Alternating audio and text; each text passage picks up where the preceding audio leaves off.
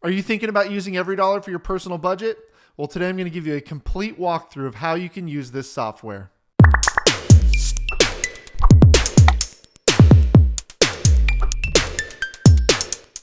What's up, everybody? Craig here, and I'm a financial coach who loves helping people break the check-to-check cycle so they can finally find some peace of mind when it comes to their money. Now, I've been making videos about EveryDollar for years now, and I've even made a few other walkthroughs on how to set up and utilize EveryDollar. And every couple of years, I try and update that because they're constantly updating the software. So if you're watching this, and if there is a newer video, a newer walkthrough, I'm going to go ahead and just link that up here. So just know that if you're watching this, there might be a newer version that you want to check out. Otherwise, you're watching the most up-to-date information here. Now, I'm a believer that budgeting should be made as simple as possible, and EveryDollar really is one of the best programs to make personal finance simple. And so I'm going to walk you through from setup to actually creating your very first budget and how to do all the little nuances in between. So without further ado, let's just jump right into my budget. All right, so once you have signed up for EveryDollar, you've created your username, you've created your account, there's going to be some important steps to just sign up. Now, you can skip these, but a lot of this is going to be essential to the actual budgeting portion. And honestly, some of these questions, again, they may not be pertinent, but I like to say go ahead and do these because it can also just remind you of why you're doing what you're doing. It's some good reflection time. Why are you doing this budget? What's the purpose? The budget itself may not be the end all be all. So maybe you want to stop living paycheck to paycheck. What are some of your goals? What are you trying to do? What's your lifestyle? Do you have kids? Do you have pets? Married? Own a home? Own a car? So you can click all the ones that apply. Now you can sign up for the EveryDollar free version or the premium version. The main things I want to highlight here, really the main reason that most people sign up for the premium is bank connectivity. So you can budget, you can track your spending, you can do everything with the free version. You could effectively budget really well with the free version. If you want transactions to come straight from your bank into EveryDollar, then you're going to need the premium version. Or if you want to see trends, so they'll have reports and things you can see, how have you averaged on restaurants over the last 6 months or so, then the premium version is going to be the way you want to go if you want that. It's not too expensive. It's $80 a year as of the recording.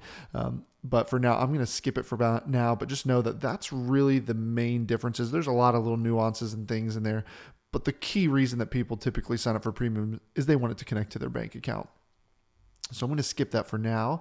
How would you like to track your expenses? This is what I was talking about. Either you're going to enter them manually for the free version, or if you want them to automatically come in from the bank, you're going to want to go to this one, but you'll have to sign up for the premium. Now, also, I will say when it says automatically, it's not like Mint or some other budgeting softwares where you go to a restaurant and you spend and it automatically drops it into your restaurant category. It's not going to do that. You're going to actually have to drag and drop, which I'll show you later on in this tutorial what that looks like, but there's still a element of you logging in and tracking it physically as well, even with the automatic setting. Okay, now we're going to enter your income. And so let's enter your paychecks. I'm just going to put in a couple numbers here. Let's just say $2,500 for 2 different paychecks. If you're married, maybe you have a side hustle, or if you're married, maybe your other spouse gets an income. I'm going to do a side hustle. So enter all of your household incomes in here. Anything you do to make money. Again, if you have a spouse, we'll want to add them in here. Maybe they get paid once a month. Okay. So it's $8,000 a month. Then we're going to come through here and you can start plugging in these core bills. So this is just your basic bills. EveryDollar has already auto created just the most common things that typically show up in every budget.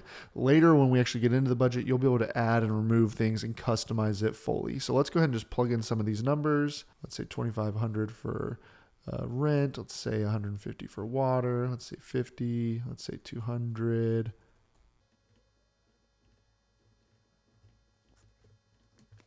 Okay.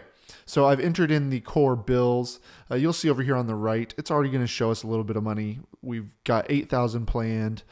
We have spent $3,600. So here's going to show us what's left to budget. I'm going to click this. We're going to set it. Now we're going to move on to some of the excess spending. Again, these are auto-created. We can later on go in and really customize this to what your budget needs to look like. So let me plug some numbers in here.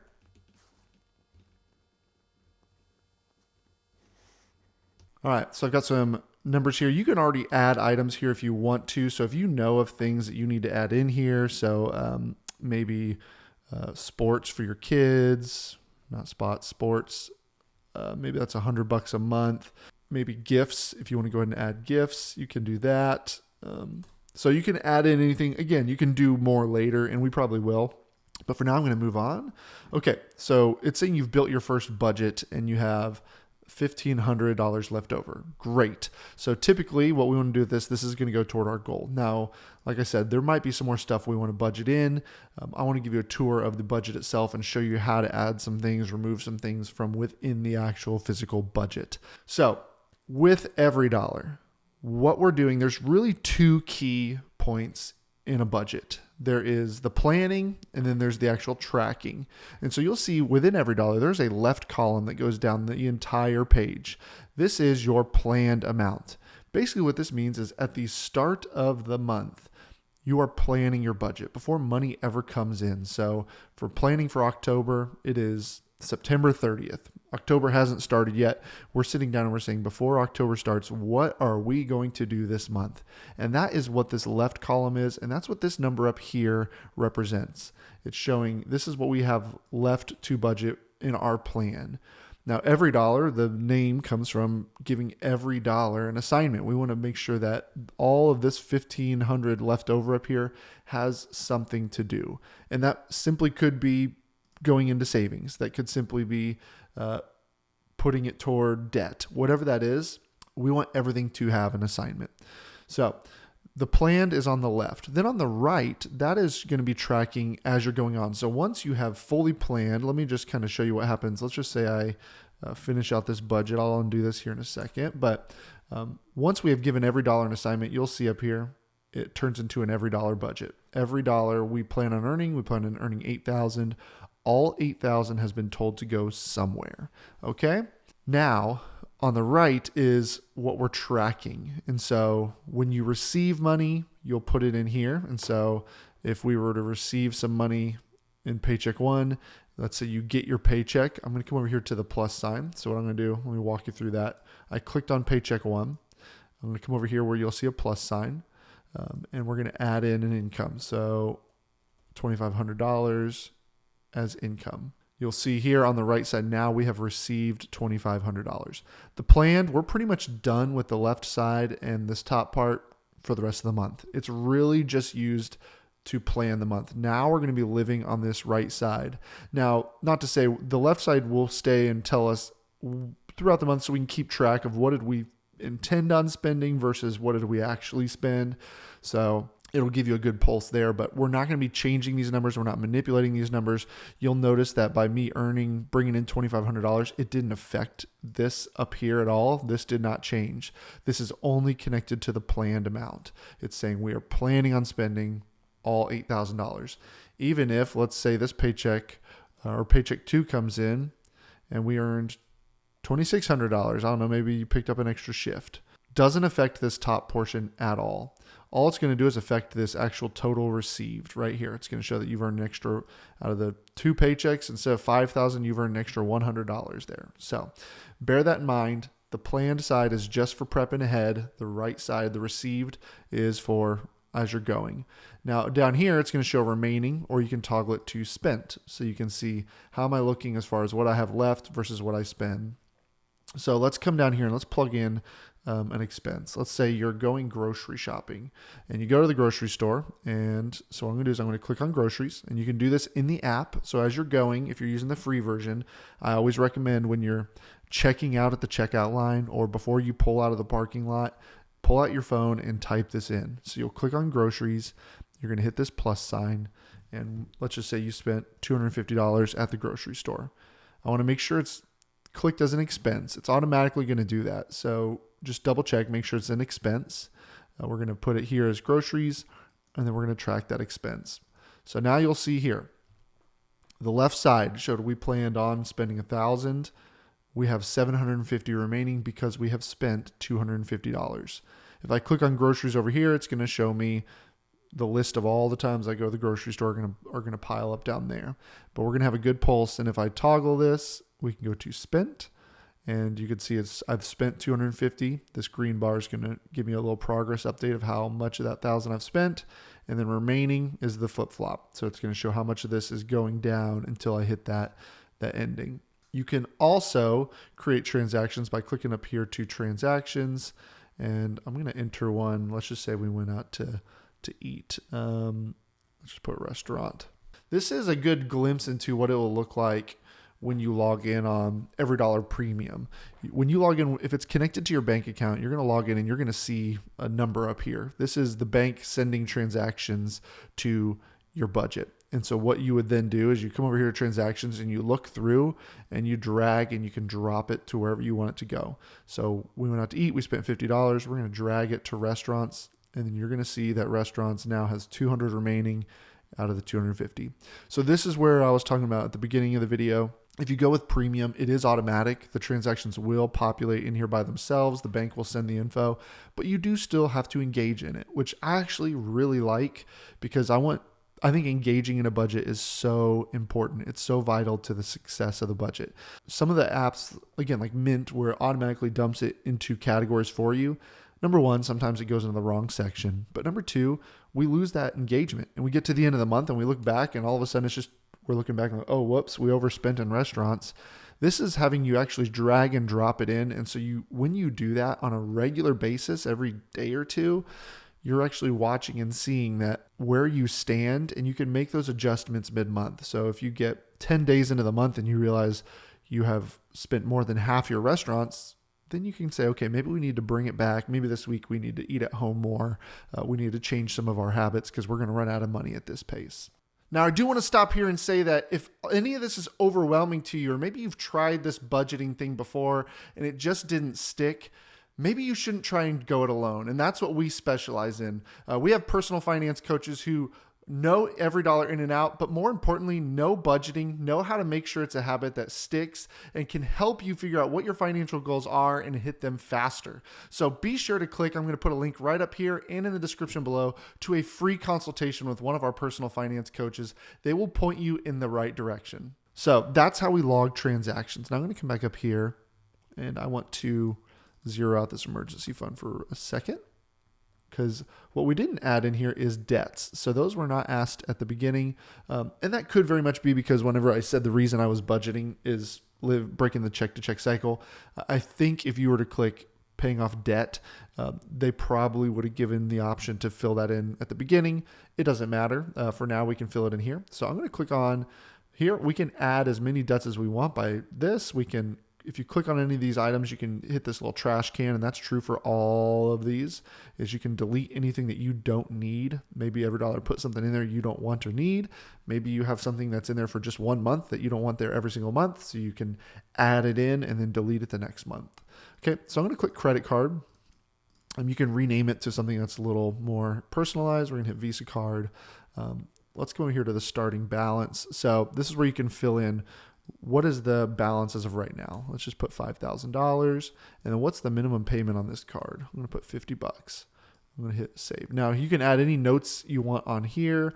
Maybe if you want to put the interest rate down here, you can. Anything you want to put on here, or no interest for 12 months, whatever you want to put, or until like 5/20/24. I don't know. We're going to save that. So you can put any notes you want. You don't have to. Let me save this. Okay, so we know the minimum payment on here is $50, so I'm going to go ahead and just budget the $50 there. We're going to do car payment, same thing. You can come in here and edit all those. I'm not going to right now, but let's just call it $300. Student loan, let's call it $250.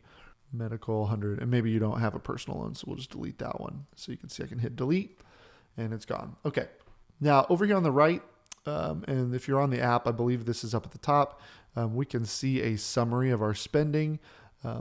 So 3 categories I'm going to look at. The planned right now, we have $700 going toward debt. This is what we call, at Craig Dacey Financial Coaching, we call this the magic number. This is the amount of money that you're recouping for your budget. This is the pay raise you're going to get when you pay off debt. $700 a month in cash flow. So 9% of this person's income is going toward minimum debt payments. We haven't even added snowball amount. Okay. We can look around and see, okay, we're not putting anything towards savings or giving. Bills and subscriptions are pretty high. So overall, that's where we sit. Now, if you want to break this apart into groups, so you can see that each section has its own group name, you can customize this as much as you want to. So maybe I want to do housing. And actually I do recommend having a housing category because I like to usually see what percentage is going toward housing. So let me take this and I'm going to drag it up if I can. Okay, and then I can move, so I'm going to leave it down here. I can move any of this stuff. And so this might take a little time of setup because unfortunately, as of this recording, you can't take this and drag it to another group.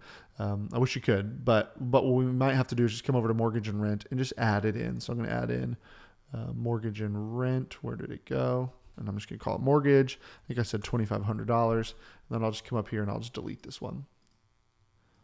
All right, so you can see now I can move all the housing expenses over, and what I'm going to be able to see is the percentage.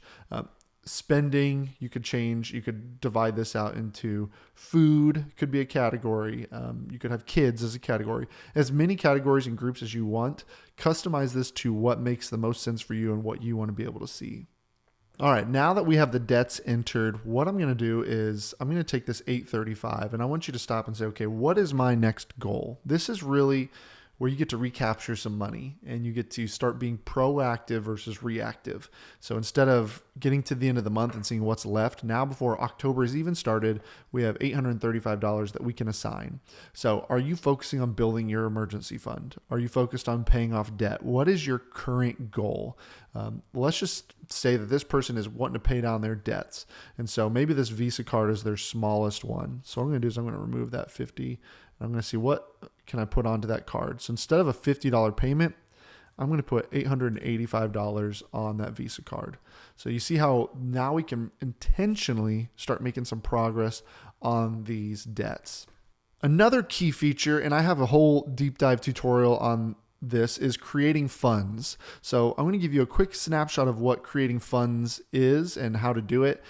If you want more information on that, I'm going to link a video up here at the top just so you can see more in depth of what to do, how to set these up, how they function.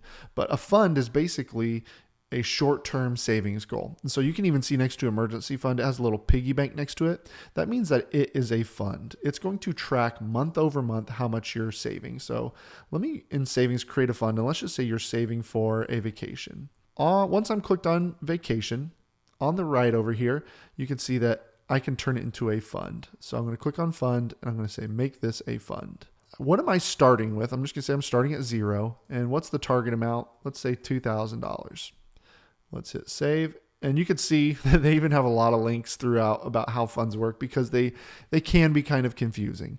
And so just know that they're a little bit tricky, but they are a great way to track if you want to. They're not necessary to a budget though. And again, I have a deep dive video. So in the description, make sure you watch that if you're wanting to know more and more about how to do it. So you can see that it's going to carry money over and it's going to track how much we save. So we can also set a due date. I'm not going to do that right now. Now that we have the fund set up, I'm going to allocate some money toward it. Two things I want to note. Number one is because we had already put some money on our debt snowball, you'll see that we are red up here. So it will let you know when you are over budget. Basically, this is saying I'm planning on making $8,000 and I'm planning on spending $8,100. So if I'm going to do this, I would just have to come through here and make an adjustment, most likely less going toward that Visa card. But for now, we're going to put this here. So you'll see when I put $100 into a fund, when I plan it, it's automatically going to add it over here to the remaining. I don't need to add a transaction. It's essentially saying I made $2,500 from this paycheck. 2,400 of it is sitting in my checking account. 100 of it is sitting in a savings account. That's how it's looking at it. So this is where it gets confusing because a lot of times people want to say, okay, I planned $100. I'm going to come in here. I'm going to add a transaction of $100, but it's going to double. So just know that when you put planned, it's basically saying this $100, you never spent it. You just moved it off to the side to be used for this vacation. Now with funds, if I come to the following month, here's what we're going to see. If I plan $100 again, you'll notice on the right side, it's adding the previous month's balance to it. And even over here, as we can see, carryover balance, $100 from last month, $100 added from this month. So we now have $200. Now, if I were to book a vacation, I'm booking the vacation, maybe I put down a deposit for the rental car and it's $50. I could track that. You can come down here. You'll see that we have carried over $100. We put $100 in, but then we spent $50 on the rental car. So now if I go over here to the next month, I start December, you can see I have $250. So it's the 100 from October, 100 from November, 100 from December, and then the 50 you spent on the rental car. So you could pull a little bit out as you need it to cover expenses. It's not like it all has to come out at once, but just know that by putting it in planned, it's automatically going to put it into that fund. You don't need to do anything else with it. Now, as you're engaging throughout the month, you want to track everything. You want to log everything so that you can see how you're doing in general over here on the right. If you get to a point where you overspend a category, there's two options you can have. So let's say electricity, you budgeted $200, but it came out to be $215. Let's just put it there. What you're going to see here is a negative 15. It's red. We overspent there. So a couple things we can do here.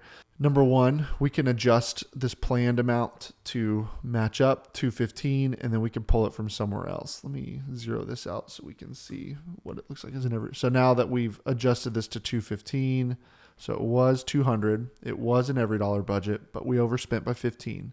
So we can adjust this to green it out, and then we just have to find $15 from somewhere. So maybe you come down and you go, oh, I don't need to spend $100 on clothing. This is the key to budgeting, in my opinion, is really engaging proactively with it. So whether you go over on a category or not, obviously we want to try and stick to these parameters we set for ourselves. But how do we change the way we view money, the way we engage with money? This is the element of it. It's no longer spending $215 on electricity and then just not paying attention and still spending $100 everywhere else and spending all these numbers. Now you get to proactively choose. If you are out and you see an item of clothes, maybe a new pair of shoes that you really, really want, and you have 85 here, but they're actually 125. Well, then how can we go get that $40 extra to buy those shoes? Either A, you can wait till November, or B, you can look around and say, you know what? I think I would rather not spend that much on fun and entertainment. So I'm going to adjust this to 60. I'm going to adjust you to 125. And now I can buy those shoes. You get to actually engage in the budget. If you don't like the idea of changing the planned amount, so sometimes people say, well, I don't want to change that because I want to get a good idea of what I'm spending on everything. That's okay too. That's where, number one, if you have the premium plan, you can have insights, and it's going to tell you the average of what you've been spending in a category. Whether you change that planned amount or not, it's going to let you know how much have you been spending month over month over month. If you want to be able to go back and see red, which categories are we consistently going over in, you can leave it. So we could leave this as 200, but the thing we want to be careful of, this red is coming from somewhere. So if you have a bunch of red numbers, your budget is you have a chance of overspending. You have a chance of spending more than what you plan on making or what you will make. So at some point, if you're going to leave this red number here, you just have to, in the back of your mind, remember that I can't spend $15 somewhere else. It needs to come from somewhere. So that's how we engage in the budget. I personally recommend just changing these planned amounts to tweak it, because to me, that is such a win when you are proactively choosing what's happening to your money and not just letting the money happen to you. All right. Then again, the beauty, and you already saw this a little bit, is when you go to plan next month, it's going to copy the budget as it stands. And so you don't have to go and do all that groundwork again. You get to come through here and just tweak. Maybe electricity is going to go up. This is where you learn. Maybe you spent way more than $1,000. You're like, that wasn't enough money, so I'm going to tweak this to be $1,200. Maybe you have, this is November, so we can put Thanksgiving's coming up. So we can really customize this budget, add $100 there to fit what you need to do. And so maybe this month, instead of you're putting less on the credit card because you got Thanksgiving and other things coming up that you're going to need more money for. So the month copies over, makes it super simple. All right, there are a ton of EveryDollar premium videos out there. So there's paycheck planning, which is an EveryDollar premium feature. There's a few things. So I do have tutorials on what those look like. I will link those in the description below. So if you're considering doing the premium and you're just not sure what those look like or if it's worth it, they do offer a free 14-day trial, but you can also go dig into some of our other videos so you can see what is worth it. And then also just from this point on, go check out the next video being free versus premium. Which one should you do? We have a video that breaks down the differences between the two. Well, there you have it. Now, like I said, there are a ton of little things you can do within the software. And if you're wanting to know more about one or two specific things, check out our channel. We've got tons of videos that go deep into those little nuances that EveryDollar offers. So if you subscribe, we're releasing new videos all the time. And as EveryDollar releases new updates and different things, we're typically going to release a video walking you through it. And again, making it as simple as we possibly can. So hit subscribe. Be sure to like this video so that more people who are using EveryDollar can find it. Now, today I showed you the free version of EveryDollar. If you're curious about the differences between the EveryDollar free version and the EveryDollar premium version, well, I've got a video just for you. I'm going to link it right here. Go watch that next so you can decide if paying for the premium version is worth it for you. All right, thanks for joining me. I will see you next week. Have a good one.